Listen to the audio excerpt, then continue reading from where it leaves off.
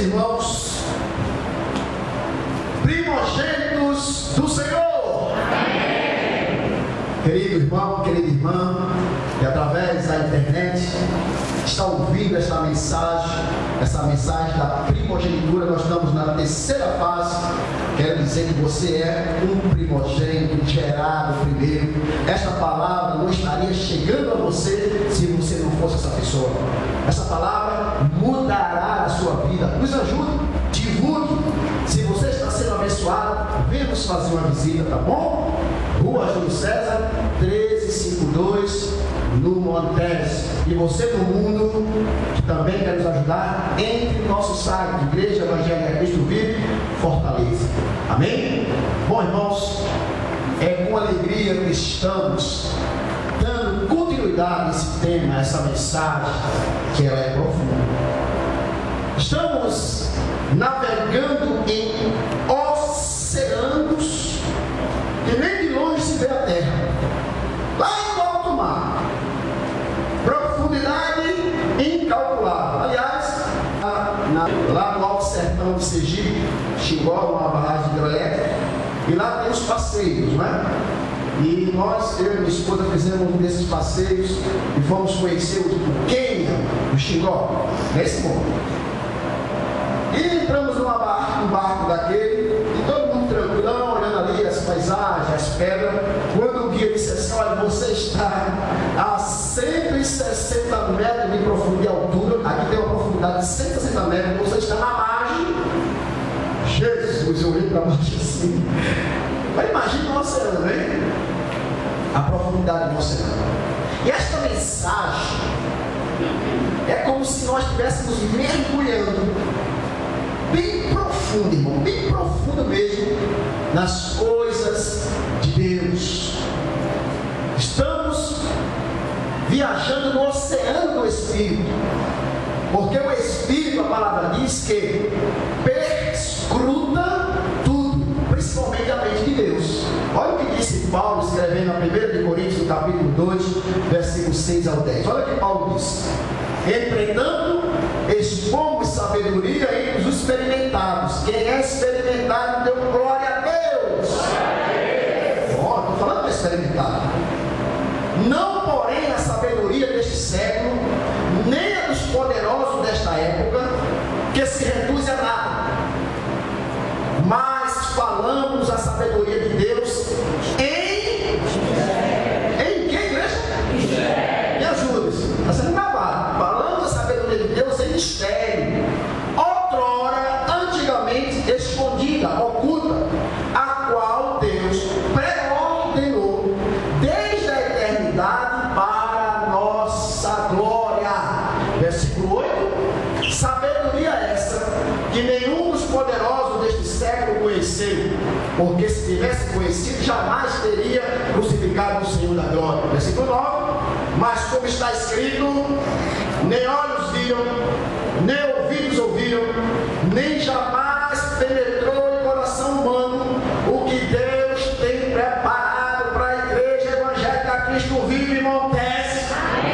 Versículo 10: mas Deus nos deu, nos revelou pelo seu Espírito, porque o Espírito de Deus todas as coisas perscruta, até mesmo as profundezas de Deus. Então, essa mensagem que eu vos trago aqui é coisa profunda, coisas da profundeza de Deus. Estava escondida, estava oculta, mas Deus quis nos revelar. Esta série de mensagens está nos levando nos atos do Senhor, no lugar santo dos santos. Os nossos olhos estão sendo desvendados para os mistérios que estavam escondidos, e Deus trouxe a luz da verdade pela verdade. Trouxe a luz da verdade pela verdade. Através deste ensino, já falei, estamos na terceira mensagem, está sendo revelado, é revelado e estamos afirmando coisa que estava sempre registrada nas Sagradas Escrituras e não tínhamos chegado a nós ainda como verdade. Estava aí, a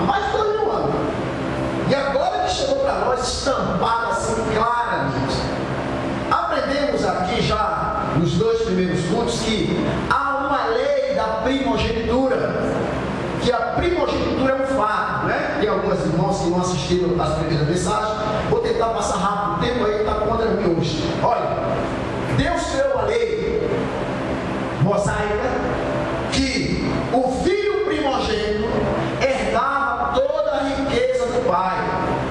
Como é isso, pastor? O pai era muito rico, muito milionário.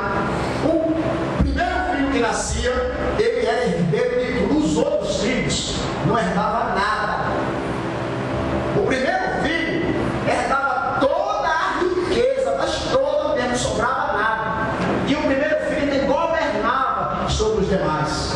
Uma lei da primogenitura que tinha um sentido espiritual. Você sabe que tudo que foi escrito lá em Moisés tinha um sentido, era a sombra do verdadeiro, da nova aliança. Aprendemos isso aqui. Aprendemos que haverá uma festa no céu chamada Boda do Cordeiro, que durará muitos anos. Nós aprendemos que no céu não existe tempo, vai ser muitos anos. Que nesta festa, nesse casamento, na boda do Cordeiro, só vai entrar os primogênitos, os gerados primeiros, segundo a sua ordem. Nós já estamos aqui bastante aprofundados nesse conhecimento.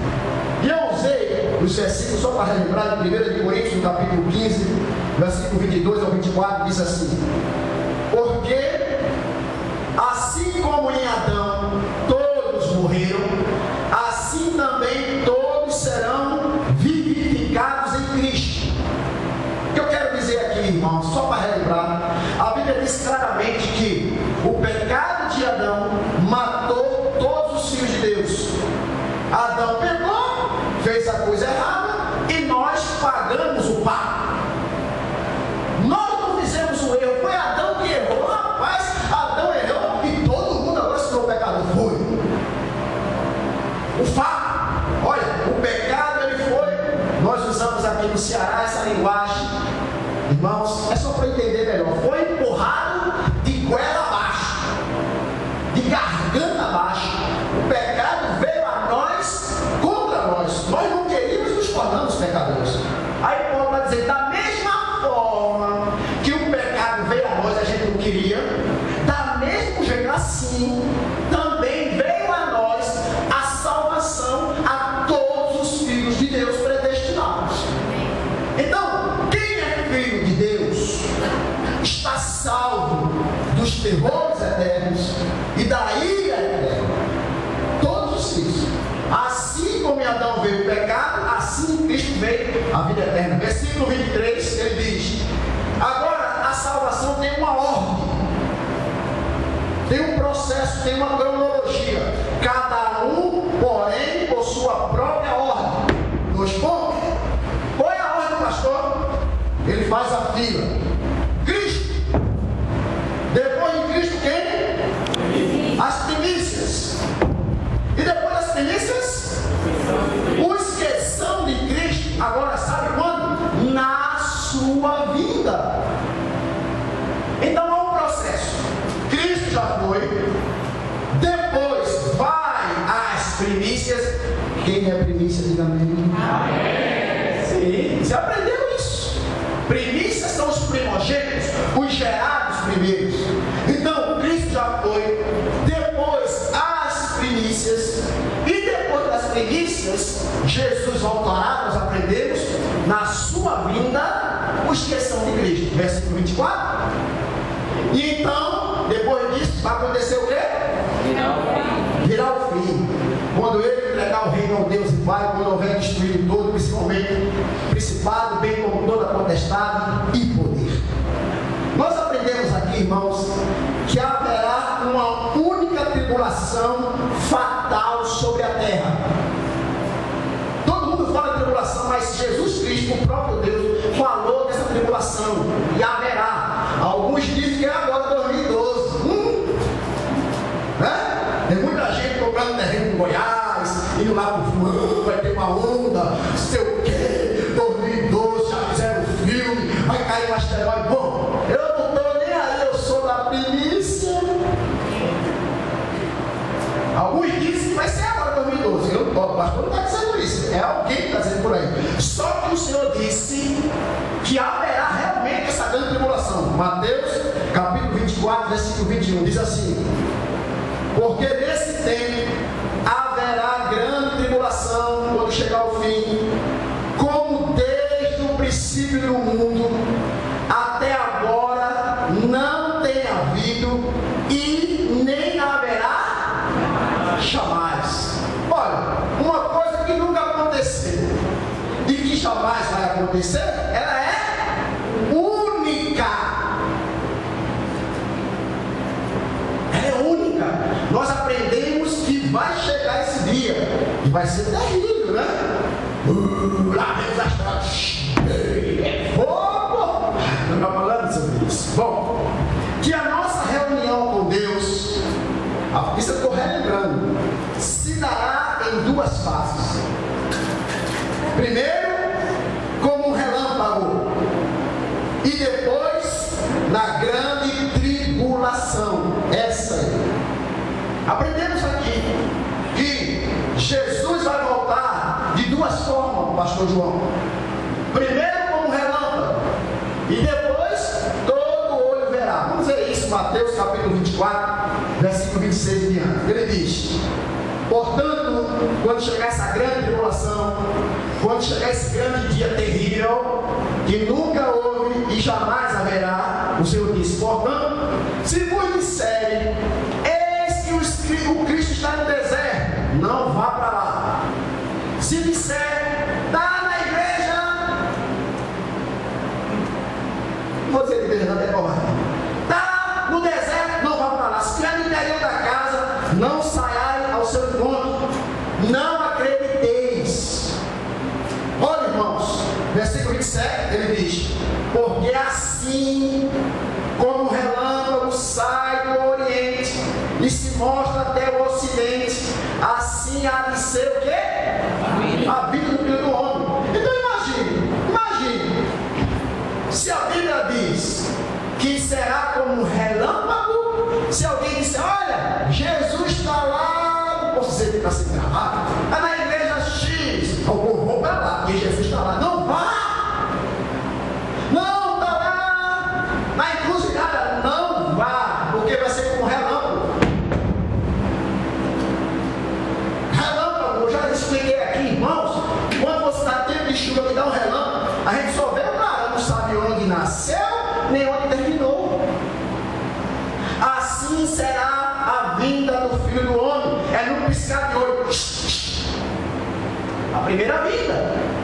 Versículo 28, ele diz: onde estiver o cadáver, aí se agitarão os abutres. Logo em seguida, olha, irmãos, aqui está claro.